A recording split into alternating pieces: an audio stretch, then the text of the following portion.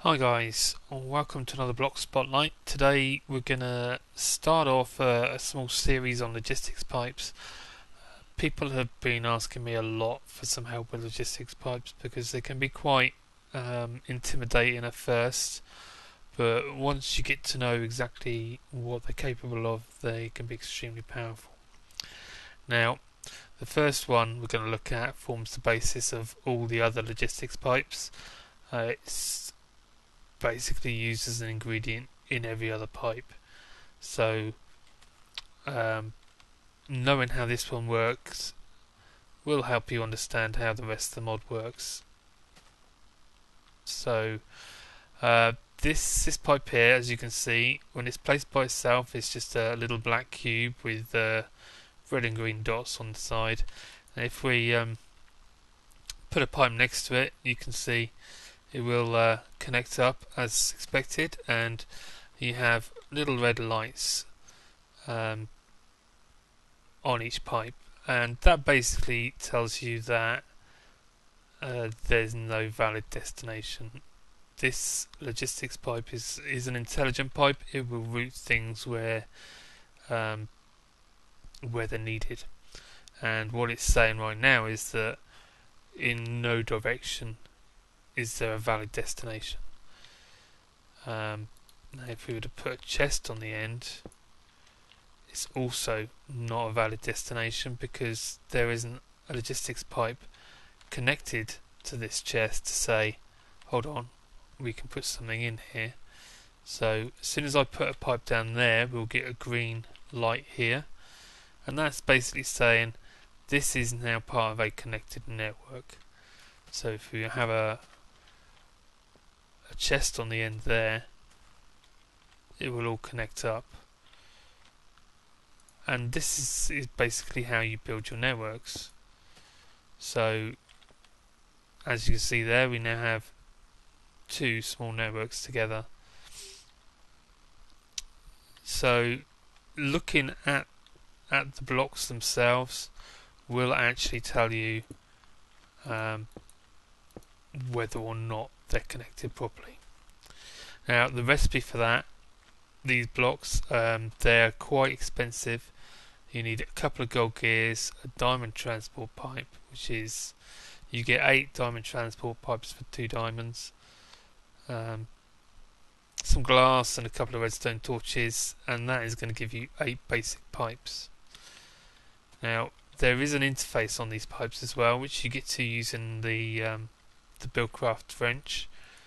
So if we have a look at this, we basically can see that you can tell this pipe to request certain items from the network, and it's not an active request as such. It's basically saying these items can go through this pipe, rather than saying if you've got any of this item, send it here. It's just saying if this item happens to be in the network, I can find a home for it.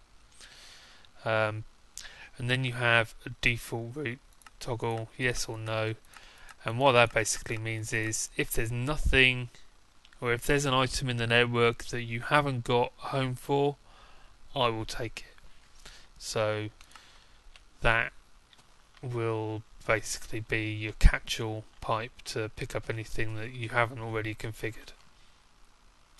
Now what I've got set up here is I've got a little bit of a chest. It's got nothing in it at the moment. We've got some pipes. This one here I'm not going to configure at all. These pipes will work without any configuration, so you just lay them down and they will do their thing. If an item passes through it and it's got a destination, this pipe will speed it up.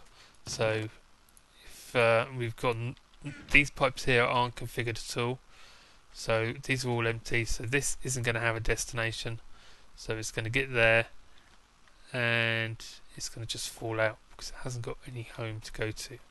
So if we say we want, and you'll notice that that is a shadow item, it's not an actual item, it's just an imprint of an item. So we'll put the green wool in there now, and then what should happen is it will get to that point and the pipe will say, hey, I've got a home for you, why don't you go to where you need it, and it will shoot along into the chest that it's needed. So this, using these basic pipes, is a way to have a very simple sorting system without going too in depth with anything. It's not the best sorting system you can do with logistics pipes, but it's a good starting point if you can't afford to go any further with it, but you can afford to get the initial pipes. So you could have a very small default system set up. Now, if I set this one on the end, and I always tend to use a chest on the end as the default route, we'll set that to the default route, and then we'll put a yellow wool in there. Now that's going to come through. Now, before it dropped out because it didn't have a home, this time it's going to go to the default route because it's not configured anywhere else.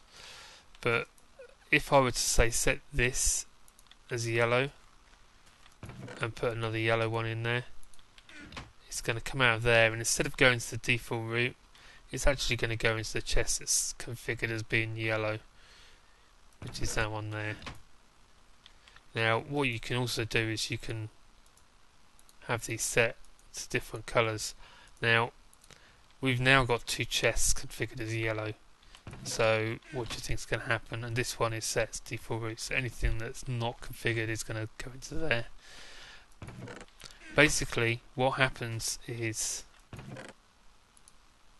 items in the network will go to the closest inventory that's configured for them. So the yellow one should go in that first chest, and it has done. Now they will always try and go into this chest, so if, for instance, let's just fill this chest up just to demonstrate. If this chest is still full up, even though there's another chest configured, this is actually still going to, if we put a yellow in there now, what's going to happen is it's going to try and go into this first chest. It won't try and go into the second one because this pipe doesn't know that that chest is full. So it's going to go into there and it's going to fall out. And that's, I've got magnet mode on for some reason.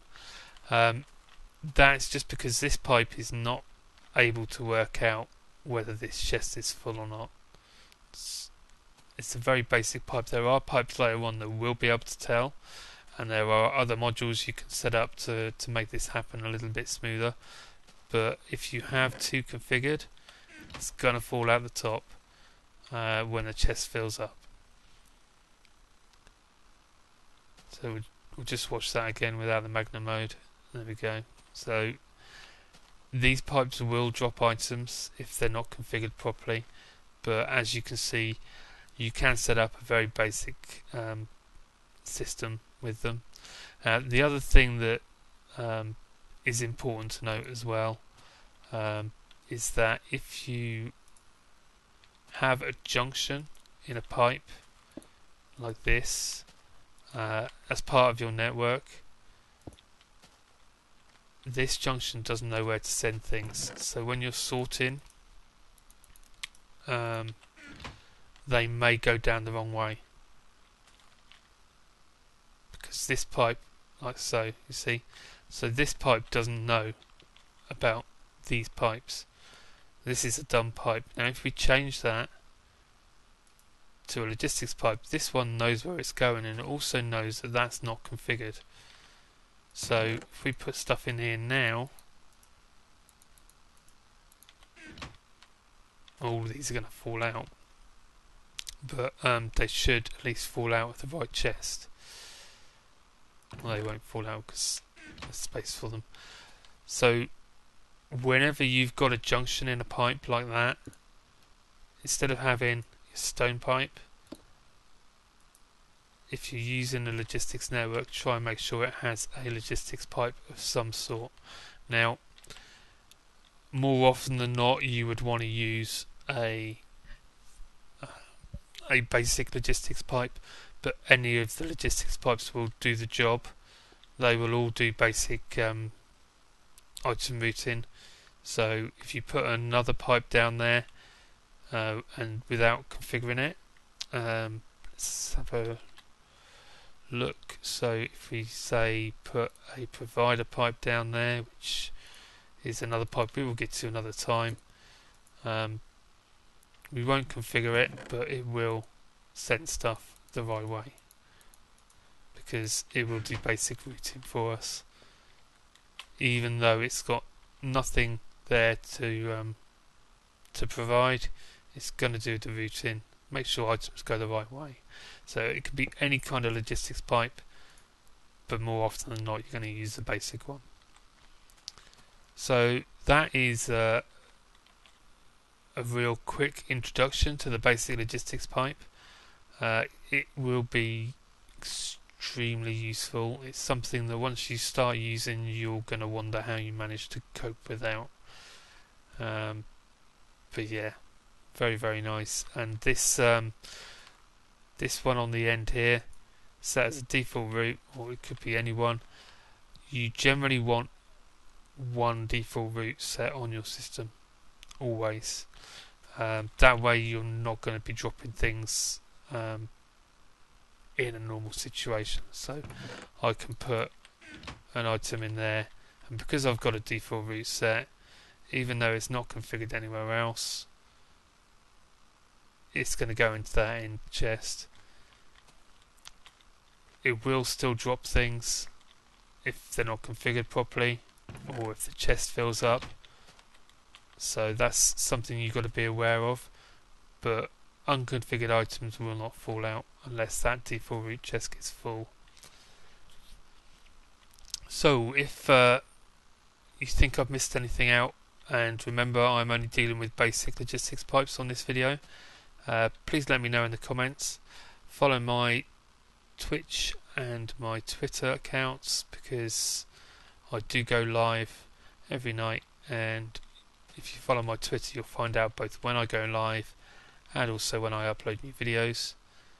And other than that, I'll just thank you all for watching, and I'll see you next time.